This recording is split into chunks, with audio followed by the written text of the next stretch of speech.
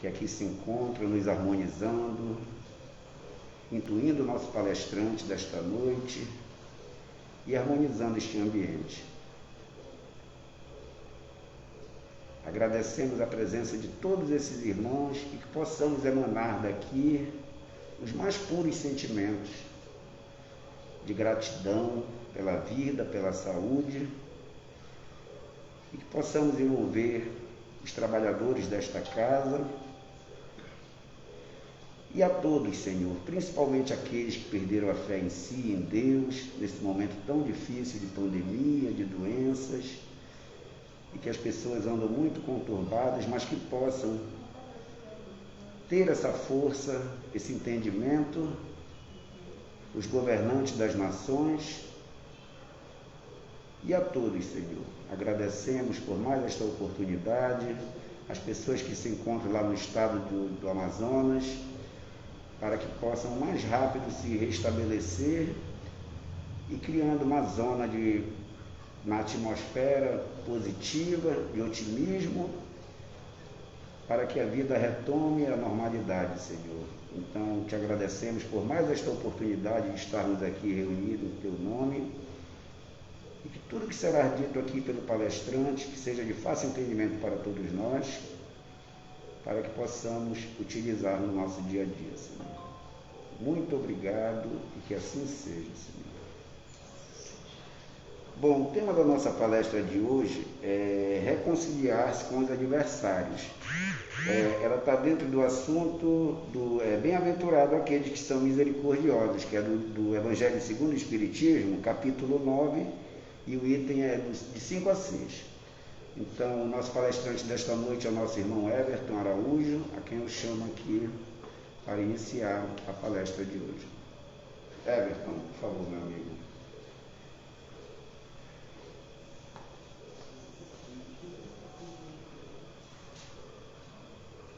Obrigado, boa noite a todos. Sejam todos mais uma vez bem-vindos a esta reunião de amor, onde nós relembramos o que é inesquecível, as orientações que o Cristo nos deixou para os espíritos imortais que somos nós. A mensagem que abre o nosso estudo da noite de hoje, por si só, já dá a sinalização do que nós trataremos na noite de hoje. O tema da nossa palestra, da nossa exposição, fala, em essência, de reconciliação. Reconcilia-te com os teus adversários. No capítulo 10 do Evangelho segundo o Espiritismo, bem-aventurados os misericordiosos, faz-nos lembrar a orientação do Cristo, que coloca o coração suscetível ao perdão e à abnegação como uma bem-aventurança. Bem-aventurado. E o que seria alguém bem-aventurado? Bem-aventurado é alguém destinado ao bem. Então é destinado ao bem todo aquele que pratica a misericórdia. Todos nós sabemos que dificilmente alguém é capaz de executar alguma coisa que nunca aprendeu ou que nunca treinou. E quando nós escutamos o Cristo nos dizer que bem-aventurados serão os misericordiosos, porque eles receberão misericórdia, nós comumente atribuímos isso ao lado exterior. Entendemos que bem-aventurado será o misericordioso, porque na trajetória do misericordioso haverão pessoas que com ele também exercerão misericórdia. Isso é verdade, com certeza. Mas, em princípio, como nós somos normalmente muito duros com os outros, também somos duros conosco mesmo. E muitas vezes a grande dificuldade que nós temos é de nos perdoar. Como nós poderemos perdoar os nossos próprios erros se ainda não aprendemos a perdoar os outros? Sabendo que a lei de Deus está inscrita nas nossas consciências, e que a carne filtra a maioria das nossas sensações. Quando estamos libertos do corpo físico, essa realidade espiritual surge em nós com mais força em sua essência. De tal sorte que os Espíritos nos dizem que quando desencarnados chegamos ao plano espiritual e é perguntado para nós do que mais nós nos arrependemos, a gigantesca maioria dos espíritos recém-desencarnados falam que foi do tempo que perderam.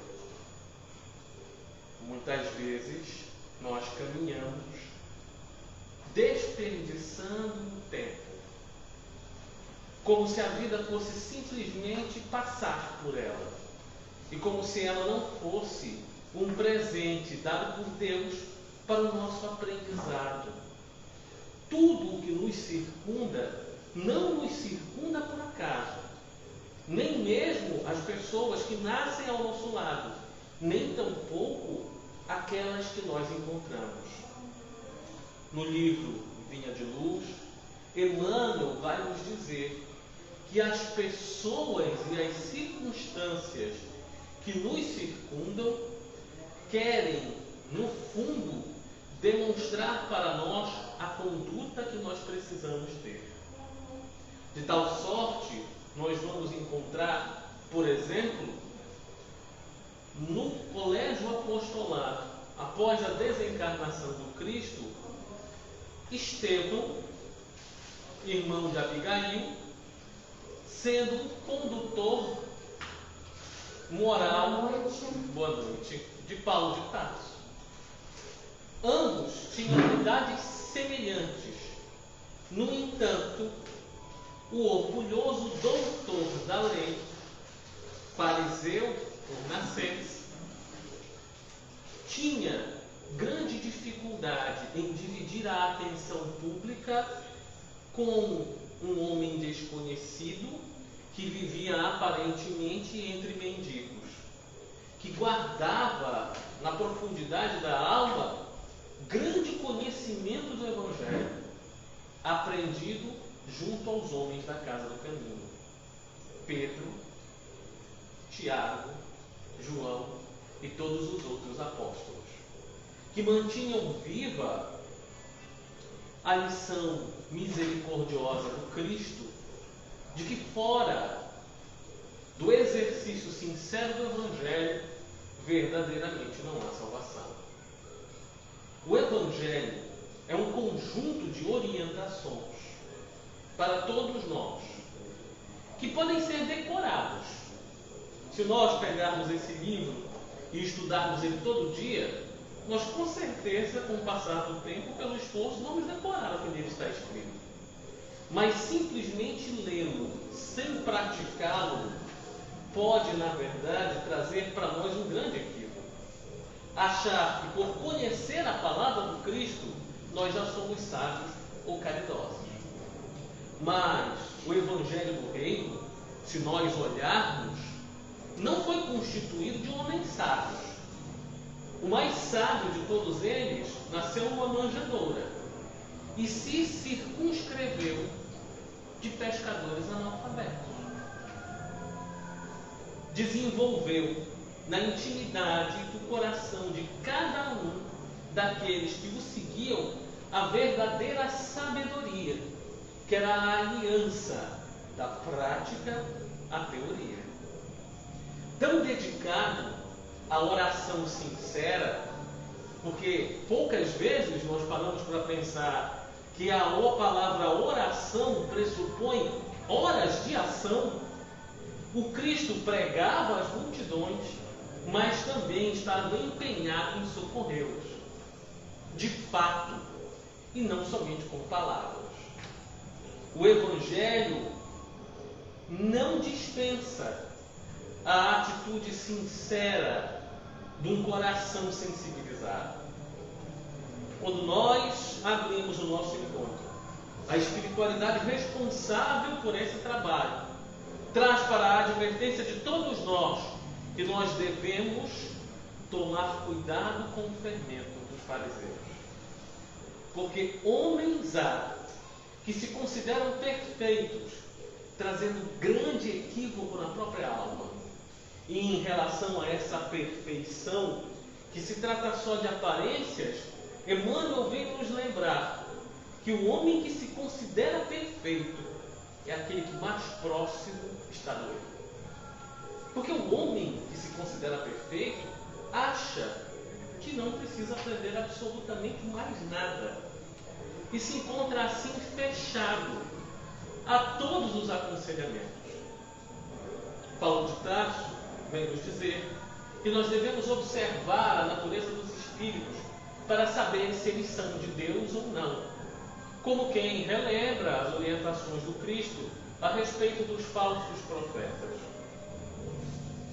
Emmanuel, em mais de uma de suas lições, vem nos dizer que nós podemos nos debruçar sobre palestras belíssimas e sobre textos maravilhosos, mas se não praticarmos isto, estaremos simplesmente reproduzindo aquilo que escutamos ou aquilo que lemos.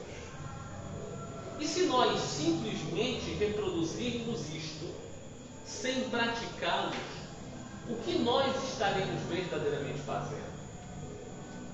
Provavelmente estaremos, em primeiro lugar, nos iludindo. Em segundo lugar, praticando um ato de grande queda para o nosso espírito. Muitos há que se debruçam sobre o Evangelho do Cristo, não para avaliar a própria conduta, mas para estarem aptos com argumentos para julgar o comportamento alheio. Reconcilia-te com o teu adversário. Nesta passagem, o Mestre da Vida nos diz: reconcilia-te com o teu adversário depressa, enquanto estás a caminho com ele, para que ele não te entregue ao juiz, o juiz não te entregue ao carcereiro, e o carcereiro não te tranque na cela.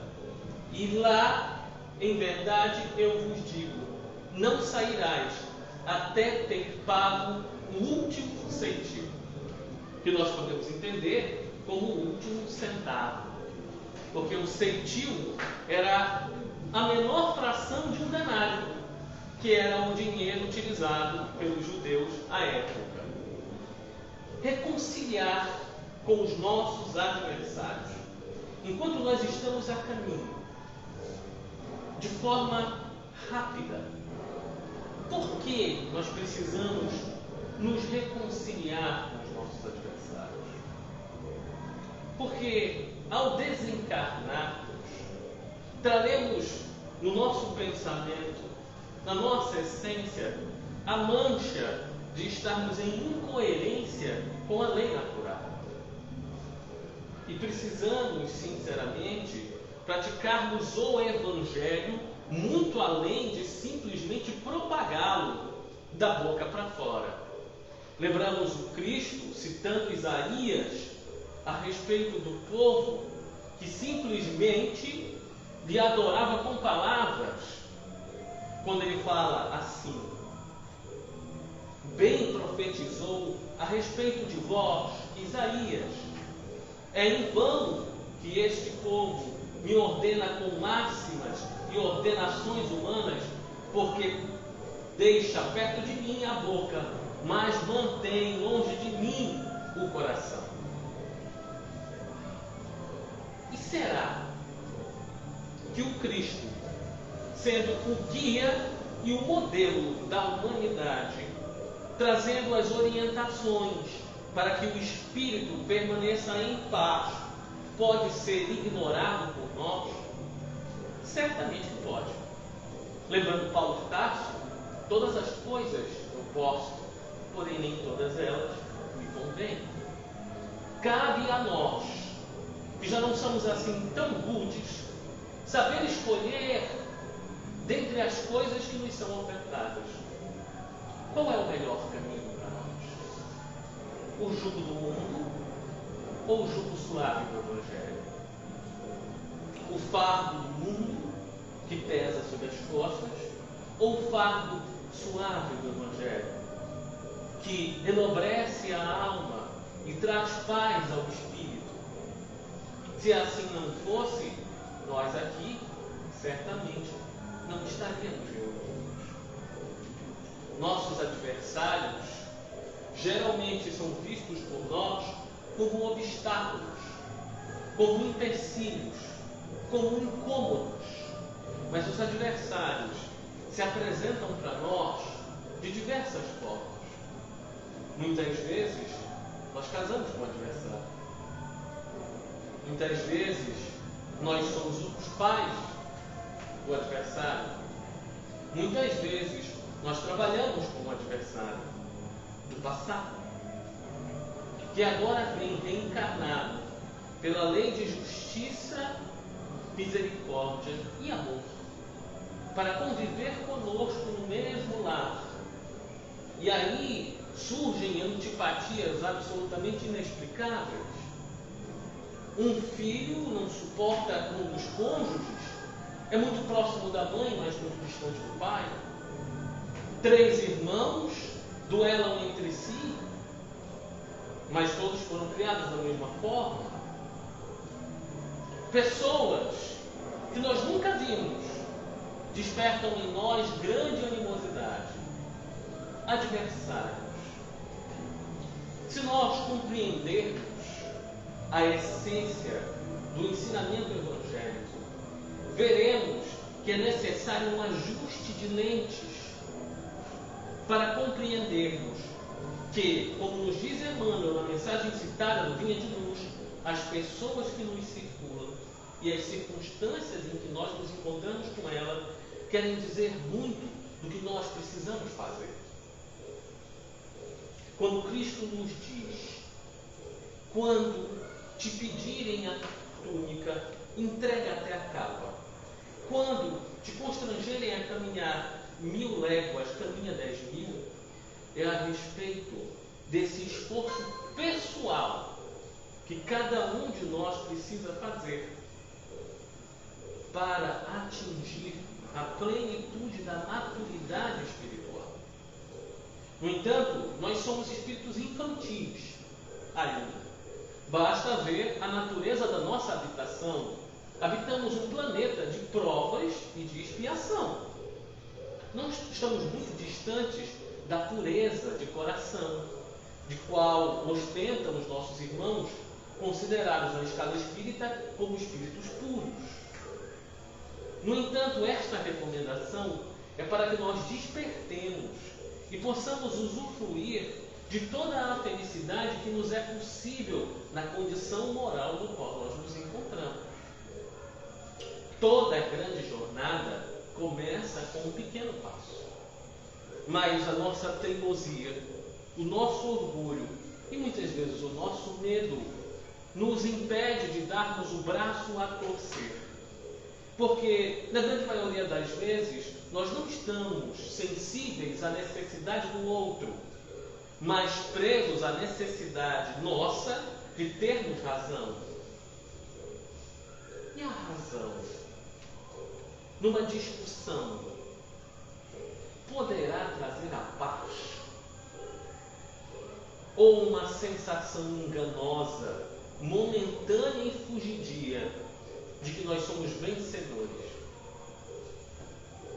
Quando Paulo de Tarso se encontra às vésperas do desencarne na prisão marmentina, ele ora ao Cristo dizendo: Senhor, ajudai-nos a completar o carreiro. E nós, nestes dias que trazem as suas próprias dificuldades, como no passado, os dias do passado também a trouxeram, necessitamos, como os nossos irmãos, cada vez mais de caridade. Nós precisamos de caridade. Caridade dentro do peito. Caridade para com o outro, para conseguir ter caridade para conosco mesmo. Vemos os outros, nos outros, adversários. Mas quantos de nós já pararam para pensar que muitas vezes nós somos os nossos maiores adversários. Quantas vezes nós não nos sabotamos? Quantas vezes nós tivemos vontade de fazer algo e simplesmente cedemos à preguiça, o medo ou à inércia? Desconectados da orientação do Mestre, nós desistimos antes de tentar, porque aprisionamos as suas orientações simplesmente no campo teológico e não compreendemos a fé como a vontade, tão bem esclarecida pelos Espíritos no livro dos Espíritos.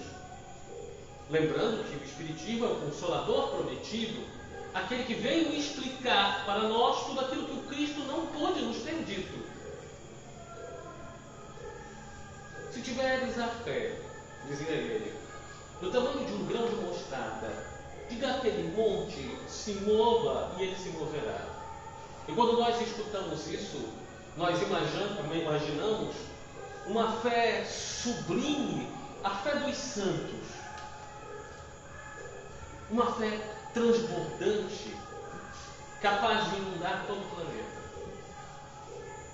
Mas esquecemos que ele diz que se nós tivéssemos uma migalha de fé, a fé do tamanho de um grão de mostarda, nós poderíamos realizar prodígios.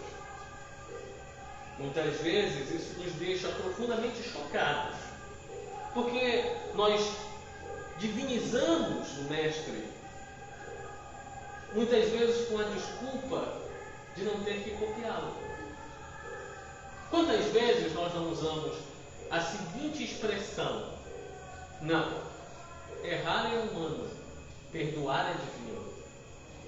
Como quem quisesse deixar a responsabilidade do exercício do perdão somente para Deus, porque para nós é muito difícil. Sinceramente, não é fácil quando nós nem sequer tentamos.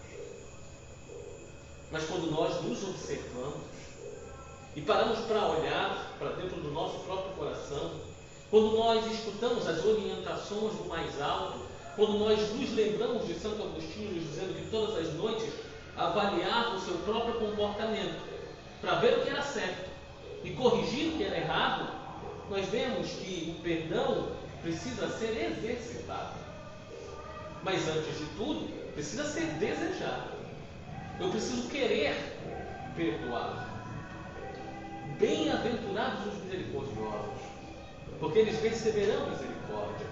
Quando eu aprendo a perdoar aqueles que me ofendem, eu ganho uma paz de espírito, uma serenidade, que me torna alguém tranquilo mesmo diante das piores tempestades. E o medo e o desespero nunca foram bons conselheiros.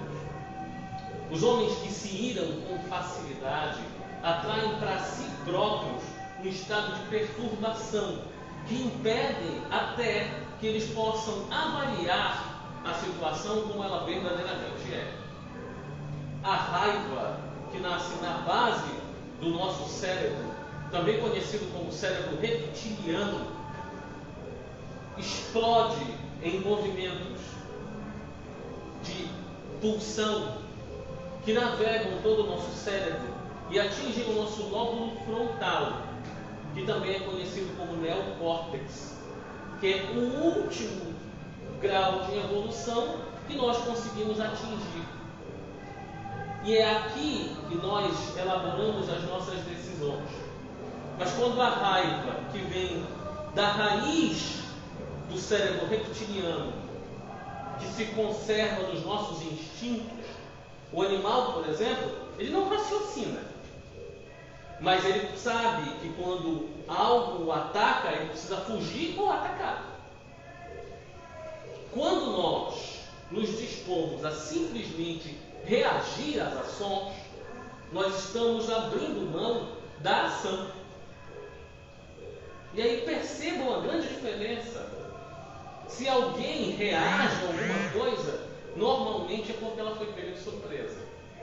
Mas se alguém está atento e age sobre determinada situação, é porque estava então prestando atenção no que acontecia. O que dizia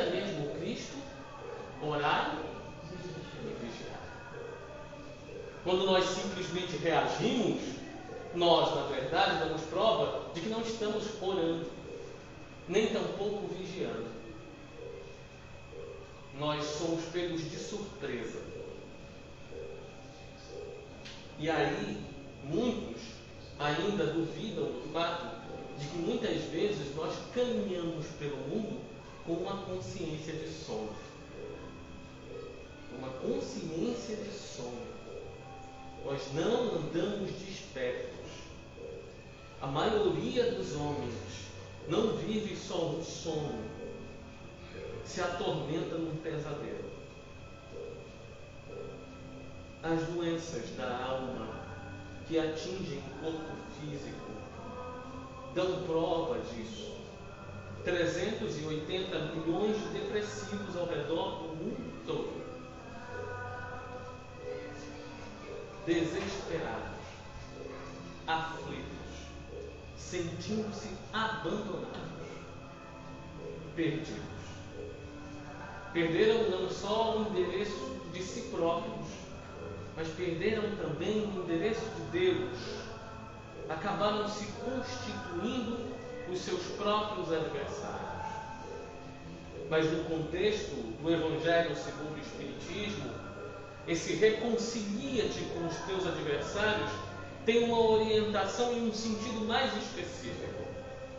Quando nós criamos desavenças com os nossos irmãos, nós esquecemos que nós somos espíritos imortais e que, ao contrário do ódio, o amor liberta.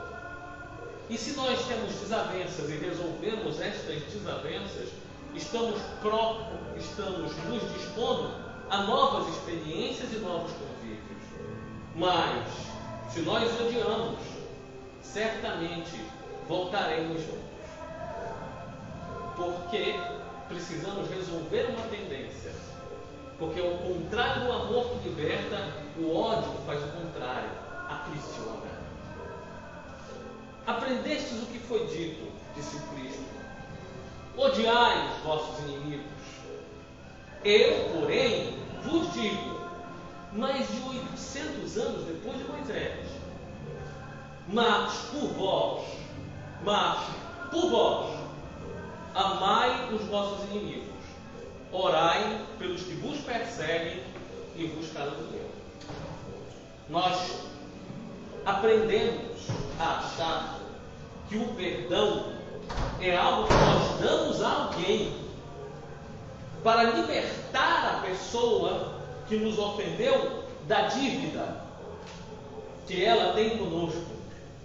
Mas na verdade, o perdão é a chave da nossa própria libertação. Vejamos os casos de obsessão. Quando nós temos a influência de espíritos desencarnados na nossa vida, trazendo para nós dificuldades. Este espaço que o Evangelho segundo o Espiritismo utiliza, reconcilia-te com o teu adversário, depressa enquanto estás a caminho, faz alusão a essa problemática. De que, muitas vezes, quando nós nos encrencamos com atitudes equivocadas, muitas vezes desencarnam os nossos inimigos. E nem sempre nós desencarnamos juntos, desencarnamos depois. Podemos, dependendo da nossa conduta, sermos atraídos à mesma vibração daqueles que perseguimos ou que criaram conosco uma relação conturbada. Mas às vezes nós ou eles reencarnam primeiro e começam as encrencas. Kardec, junto aos espíritos, estabelece 3 tipos de obsessão. A obsessão simples, que é aquela que um pensamento vem, não bom, e tu rapidamente repele aquela ideia. A fascinação, que é quando o espírito entra na tua vibração, e começa a sugestionar o teu comportamento e as pessoas chegam contigo e dizem assim: olha, mas isso está errado, você não concorda porque não consegue enxergar. E por fim, a subversão, que é quando o espírito te domina por completo, compreendido por alguns segmentos religiosos como possessão. Um pensamento que não vai embora, que volta a toda hora, um estado de irritação constante, causando um mau humor crônico, ou, como conhecido no meio médico, distimia, um estado de perturbação e medo constante. Reconcilia-te com o teu adversário depressa, quando estás a caminho com ele, para que ele não te entregue ao juiz da tua própria consciência. O juiz te entregue ao carcereiro, os teus mentores espirituais, e o carcereiro não te leve à cela, o próprio corpo físico. De lá não sairás até ter pago o último ceitil. Na escala espírita, nós vamos ver que a reencarnação é um mecanismo biológico de aperfeiçoamento moral, não só do espírito, mas das sociedades e dos planetas. Mas atingido determinado estado de moralidade e compreensão, o espírito não precisa mais da reencarnação. Atingindo o estado de puro espírito, estando livre totalmente da cela do corpo físico. Mas também podemos ver que determinadas relações são prisões que se dão ao longo das reencarnações, onde os indivíduos vão se encontrando e se odiando mutuamente sem conseguirem se libertar. Só há uma chave capaz de libertar os espíritos em tal situação: o perdão. Porque o mal que o outro faz para mim poderá fazer mal a mim ou não. Mas o mal que eu faço ao outro já me faz mal, porque ele nasce dentro do meu coração. É gostoso sentir raiva? Sim ou não? Não. Não é gostoso sentir raiva. É gostoso sentir-se amado? Não é? É gostoso um sorriso verdadeiro, não é? Pois então, percebamos que aqueles que nós consideramos nossos adversários normalmente se colocam assim pela conduta que nós tivemos para com eles. Quando eu sinto raiva de alguém, quem mais sofre sou eu e não o alvo da minha raiva. Jesus dizia a Pedro que o homem que caminha no mundo é mais ignorante do que mau. Dessa forma, nós precisamos olhar aqueles que nos perseguem com compaixão. Porque se nós somos o alvo de tanto ódio, como viverá o coração do qual brota todo esse ódio? Com certeza em profunda perturbação. Se alguém nos constrange a caminhar uma légua, que nós caminhamos 10.000, se alguém nos pedir a capa, entreguemos até a túnica. É o princípio da tolerância, tão falta nestes dias, roubando a paz e a harmonia da sociedade e dos homens também. Como nós somos necessitados de benevolência, de que as pessoas olhem para nós como se fossem ou como se pudessem elas estar no nosso local. Como nós somos necessitados de compreensão, mas como o outro também precisa desse mesmo mecanismo. Como é impossível ser feliz sozinho. Ser feliz é algo que só pode ser usufruído em comunidade. Como nos dizem os Espíritos, o bem só é bom quando é bom para todos. Para encerrar o nosso estudo da noite de hoje, nós vamos ler um trecho do prefácio do livro Paulo e Estevão. Assim que eu conseguir localizá-lo e desembaçar um pouco meu óculos.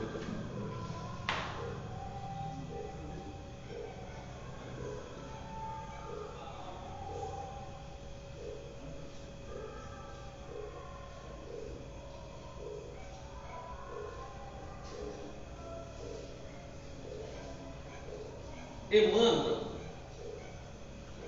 no prefácio deste livro que conta a vida de Paulo, eu vou pedir licença para poder tirar a minha máscara pela embaçando do meu óculos, nos fala de um homem rico, belo e considerado o maior de sua raça, que perseguia os cristãos e que por ódio havia matado o próprio cunhado sem perceber. Mas que numa estrada, indo para Damasco, teve uma visão e literalmente caiu do cavalo. Afastai-vos, dizem os Espíritos que abrem o nosso trabalho, do fermento dos fariseus. Afastai-vos de que os homens achem vocês bonzinhos, porque vocês são bonzinhos só da boca para fora.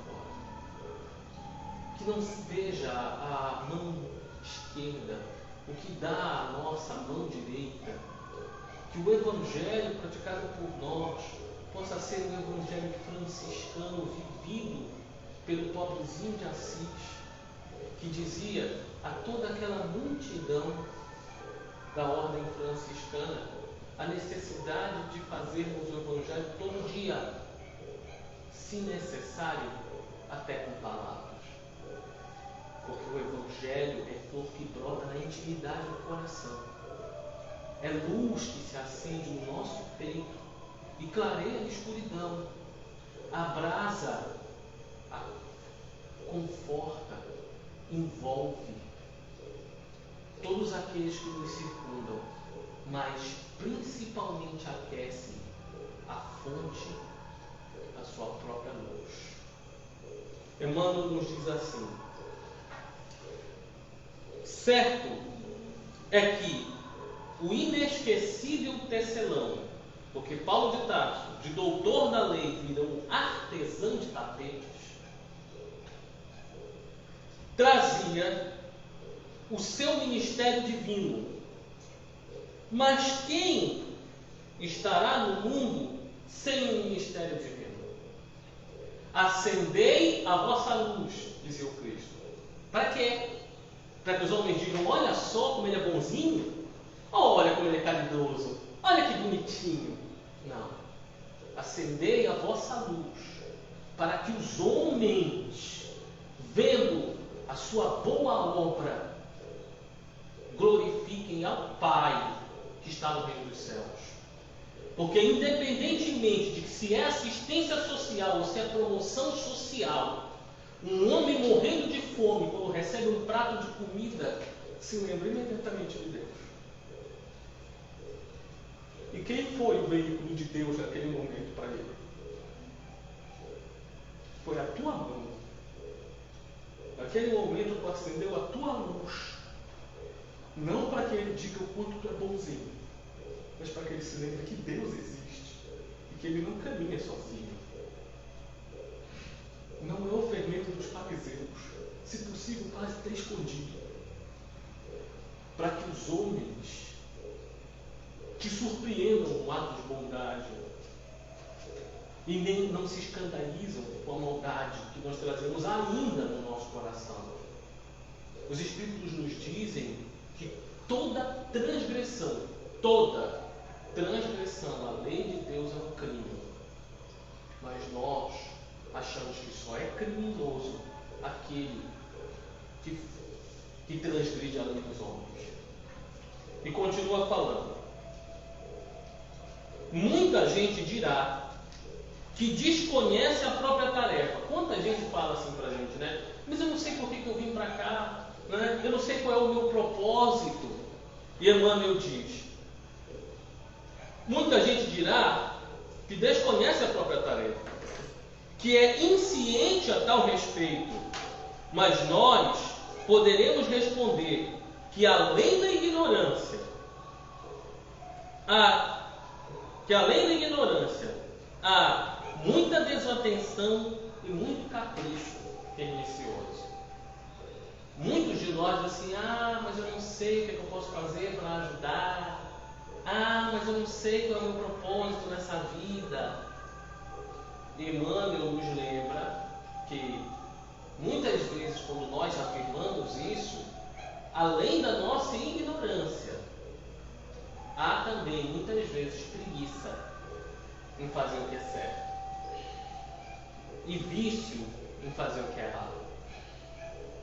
E continua falando que há muita preguiça e muito capricho pernicioso. Os mais exigentes advertirão que Paulo recebera um apelo direto, que afinal de contas o Cristo apareceu para ele. Mas, na verdade, todos os homens menos rudes têm a sua convocação pessoal ao serviço do Cristo. Vocês vão responder melhor do que eu. Vocês nunca disseram assim: poxa, olha, eu estou hoje no Espiritismo, mas olha, já era para mim estar há muito tempo.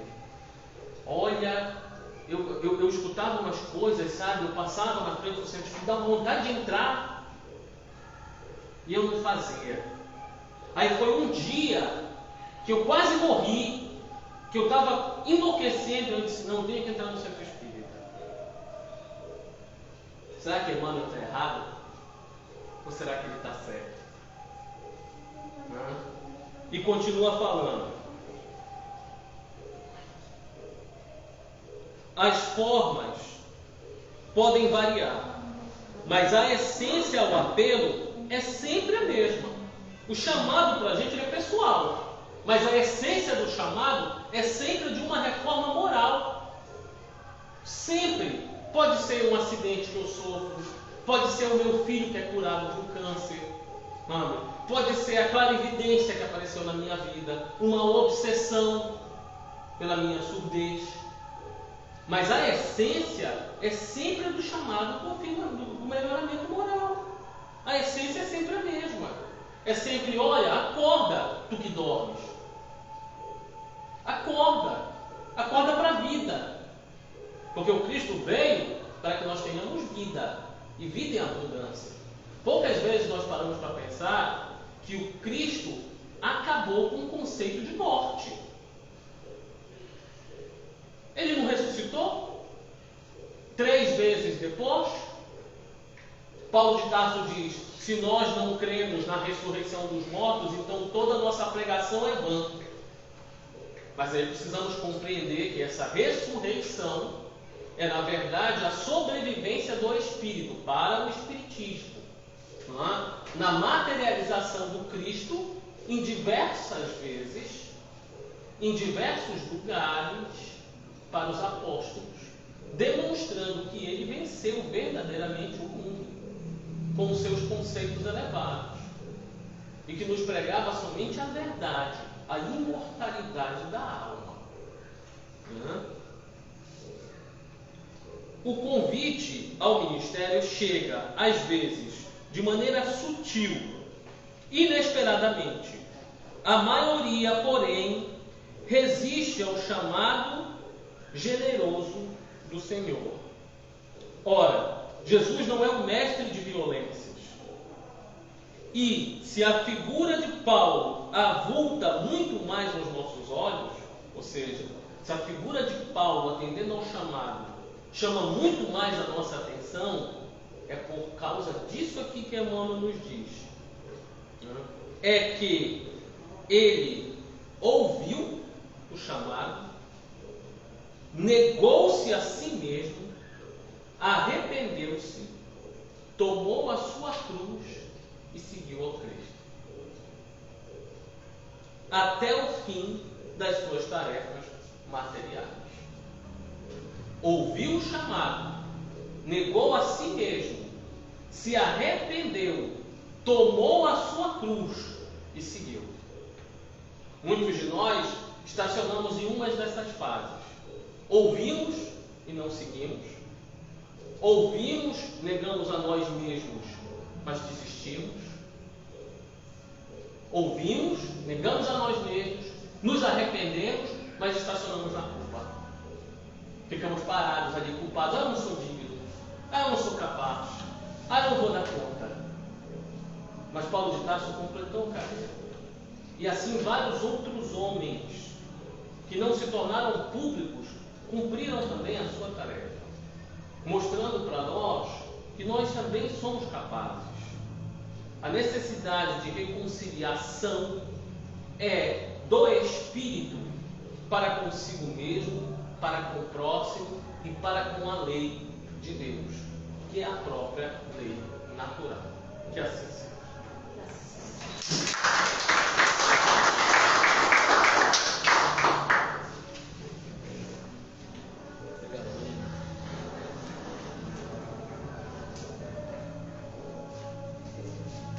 Agradecemos a presença de todos e vamos orar.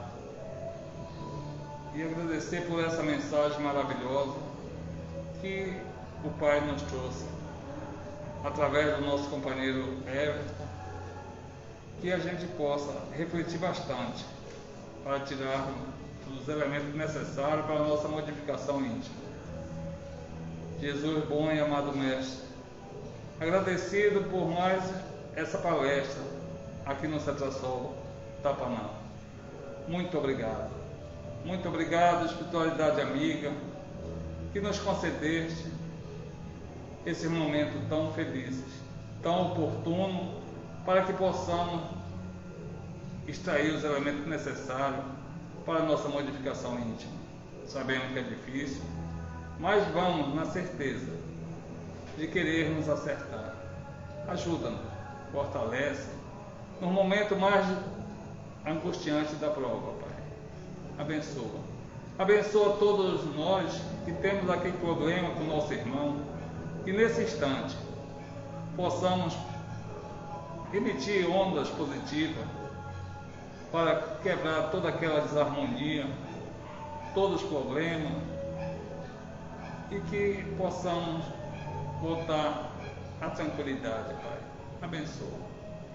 Abençoa também, nesse instante, o estado de Manaus, que está passando por esse momento tão doloroso, Pai. Tende piedade, tende compaixão daquelas criaturas que estão lá, sofrendo o processo da regeneração, fazendo a prova final do processo do planeta de prova, expiação, para o planeta de regeneração, Pai. Abençoa todos nas vibrações do Teu amor, da Tua paz.